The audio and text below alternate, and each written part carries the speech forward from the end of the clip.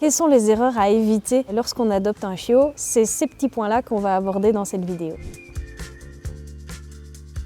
Gardez bien en tête que votre chiot, il est petit. À ce moment-là, il est très mignon, tout est très bien, mais votre chiot va grandir. Et ça, c'est un petit peu plus compliqué parfois à gérer quand on sait que le chien va devenir peut-être parfois plus grand que prévu.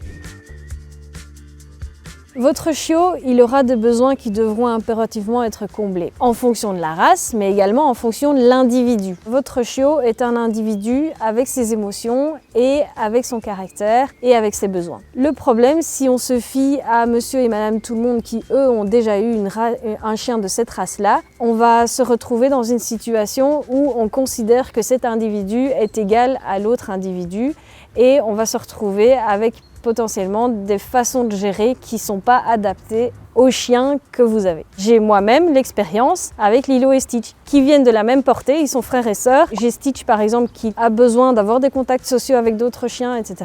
Lilo, elle a besoin de beaucoup plus de contacts avec les humains. Elle adore les humains et donc du coup, on essaye de combler ce besoin pour Lilo et également le besoin de Stitch avec ses contacts sociaux avec ses congénères. Une fois qu'on a bien cerné les besoins de son chiot ou de son chien, il est important du coup de faire des activités qui sont appropriées à votre chien. C'est super chouette de faire des activités qui vous plaisent à vous, mais n'oubliez pas que c'est important que ce soit plaisant aussi pour votre chien. Que votre chien continue à prendre du plaisir avec vous et partager des moments de bonheur en votre compagnie. Un choix d'éducation qui peut être soit dans le coercitif, soit dans le renforcement positif. Par rapport au coercitif, on va plus se retrouver sur une situation où on va intimider le chien, on va le contraindre à faire des choses qu'on a décidé qu'il devait faire.